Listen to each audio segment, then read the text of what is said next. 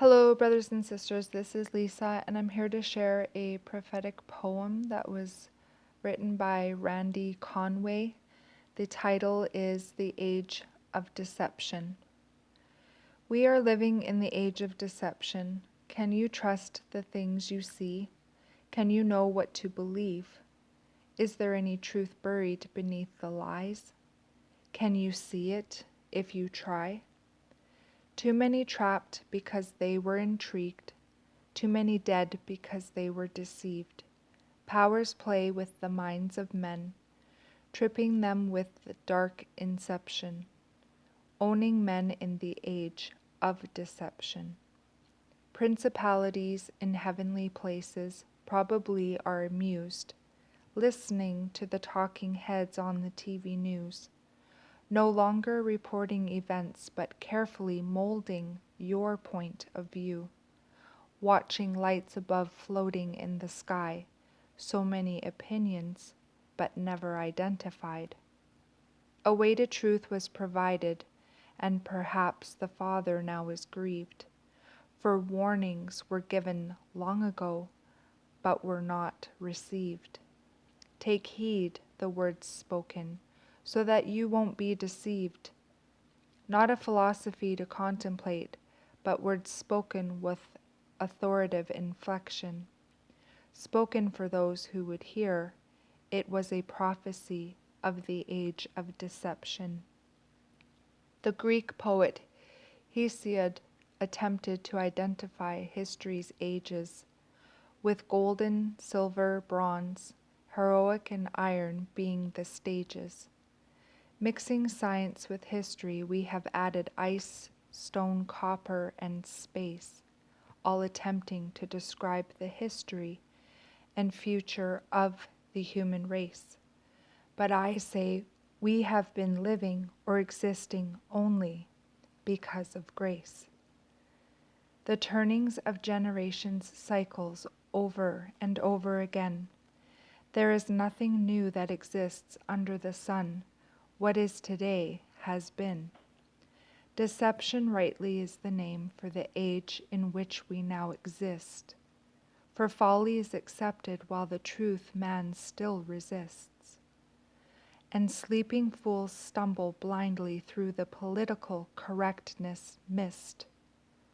Here's a bit of history of man's earliest years. The words of the Nakash were smooth and delicious to the ears, as though he had been rehearsing them for years, like a fine wine aged to its ultimate perfection, and Eve succumbed to them without any hesitation.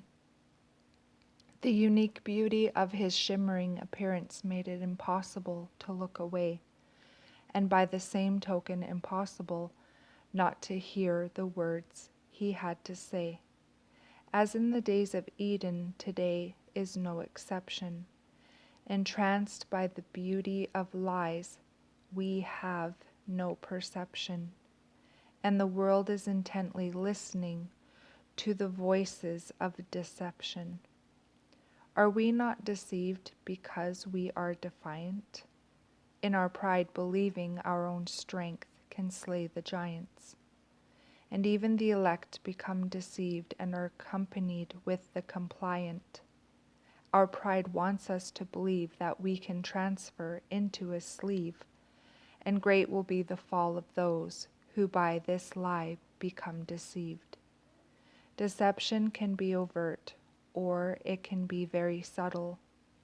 It will censor truth and deny a voice if to the lie it would make rebuttal. Just try and find a mainstream source that will be honest regarding vaccinations.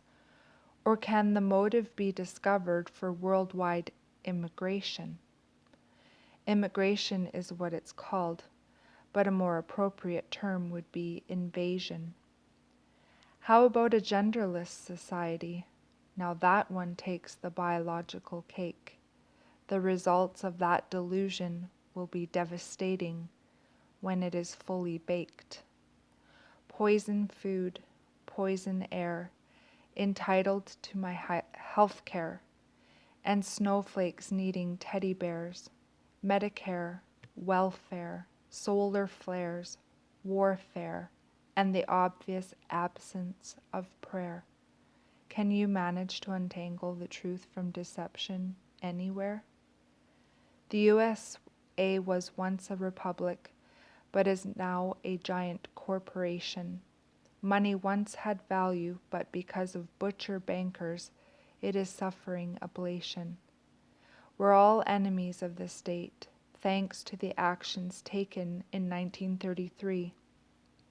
But we don't care as long as we are popular on the social media marquees. And so an entire nation has become lovers of self, and the masses are deceived. If you're not convinced we are living in the age of deception, just look at DARPA, HARP, Homeland Security, and secret FEMA installations. Why has the UFO disclosure been replete with years of misdirection? And are the schools of higher learning, or just places of indoctrination? Can you trust the things you see? Do you know what you can believe in the age of deception? I haven't touched on false religions or the New Age movement, the lie that says we are our own deity, or those who fall to that inducement. Many are the false teachers and false preachers telling lies to their recruitments. The deception and wisdom of this world is the enemy of God without exception. Can you trust the things you see? Do you know what you can believe in the age of deception? And that's the end of the poem. The scripture that goes with this is in John 8, verses 31 through 36.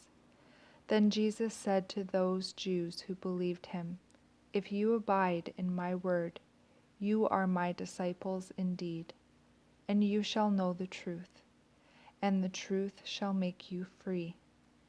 They answered him, "We are Abraham's descendants, and have never been in bondage to anyone. How can you say you will be made free?" Jesus answered them, "Most assuredly I say to you, whoever commits sin is a slave of sin.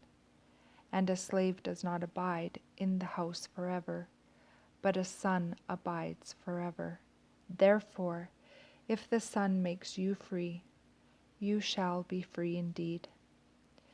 And it also says here, to be deceived in the age of deception is to be deception's slave. To be free is to respect the warning, to be awake, to take heed, so that you are not deceived. Freedom from slavery, freedom from deception, is to know the truth. And that was by Randy Conway. And that's the end of the message. So anyway, I just thought I'd come on and share that with all of you. I hope you liked that poem. I liked it when I read it myself. So God bless each and every one of you. Have a beautiful day in the Lord. And again, if you don't know Jesus, please call on him today. Get saved. Have a relationship with him. We're going very soon. Be ready. Keep looking up. And I'll see you next time around. Bye-bye.